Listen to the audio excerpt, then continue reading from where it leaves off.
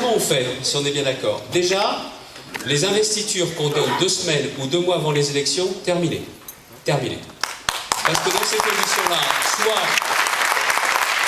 2 ans avant, on sait si le candidat en place a des chances d'être élu, s'il a envie d'y aller, et si on est justement en reconquête, si on a quelqu'un qui a vraiment envie de gagner, et qui a vraiment envie de se donner à sa famille politique aussi. Et celui qui vous dit ça est quelqu'un qui aussi par le passé chez lui a fait des erreurs. Moi, aux dernières cantonales, dans ma circonscription, on a pris un profil, quelqu'un qui était un maire, qui était président d'intercommunalité, il a pensé que c'était le bon candidat, et seulement il était tellement sûr d'être installé qu'il n'a pas fait campagne. Et en face, le Parti Socialiste a investi quelqu'un qui n'avait aucune expérience dans le milieu des élus locaux, qui était président d'un club de foot, mais qui a fait une campagne de foot. Pas à se tromper sur les profils. Les profils traditionnels, ça n'existe plus forcément. La question, c'est l'envie. L'envie de faire campagne, l'envie d'être ouvert. Et Nathalie me le dit à l'instant, c'est le même exemple sur Reims. Sur Reims, aux dernières élections, Arnaud Robinet, un tout jeune, pas de mandat municipal, quelqu'un qui décide de s'impliquer, mais qui fait une campagne du matin au soir, et les gens ont compris que celui-ci, s'il était élu, après, il continuerait à le voir.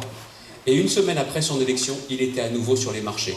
Parce que quand vous faites vos courses sur les marchés pour remplir votre frigo, avant les campagnes c'est bien, mais après les campagnes vous en avez besoin aussi. Il faut des gens qui respectent les électeurs. Et la façon de respecter les électeurs, c'est déjà de respecter les militants. Et je le dis aux jeunes. J'ai été, bien longtemps, responsable jeune. Te marre pas, toi. Te marre pas. Mais j'étais pendant bien longtemps responsable jeune. Ce que je vous demande, c'est de réfléchir entre vous, c'est bien. Mais pas seulement. Ce que je vous demande, c'est d'organiser aussi un maximum d'actions en associant tous les membres du mouvement populaire. Que vous puissiez participer à ce débat sur la bioéthique avec tout le monde et pas seulement entre vous. Que vous engagiez des actions, pas seulement entre vous. Et que si vous êtes jeune et que vous avez envie qu'il y ait un renouvellement, eh ben vous avez tout simplement à en faire 2 fois plus que les autres. C'est-à-dire de vous réunir entre vous, bien sûr, pour parler des thèmes des jeunes aux jeunes, mais vous puissiez aussi faire des réunions en parlant aux toujours jeunes également. Parce que si on te voit intervenir dans des réunions, et si on se dit que tu as du bon sens et que tu as des bonnes idées, le jour des élections et des investitures, on pensera plus facilement à toi qu'en demandant à ce qu'on te fasse une place. Voilà aujourd'hui quelle est ma conception de la vie politique. Et je vais te dire pourquoi il y a plus de chances que ça se produise qu'avant. C'est tout simplement parce que de plus en plus, au sein de ce mouvement, ce sont les militants qui vont avoir la parole. Et la parole aussi pour choisir les candidats. Je vais vous donner un exemple.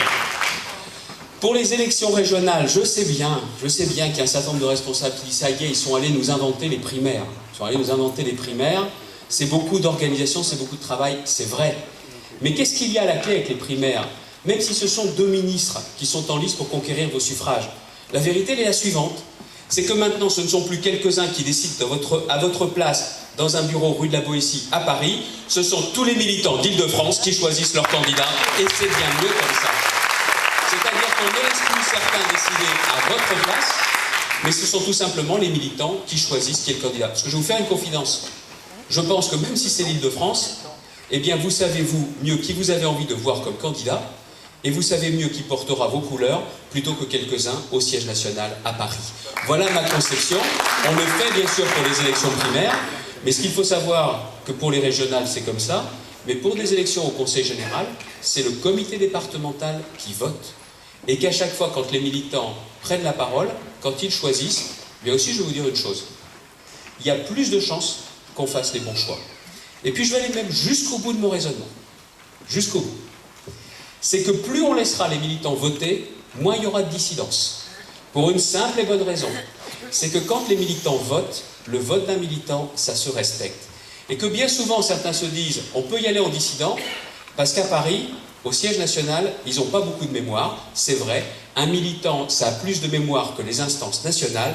Un militant, ça se respecte. Voilà pourquoi je souhaite davantage de votes pour les militants et par les militants pour les élections.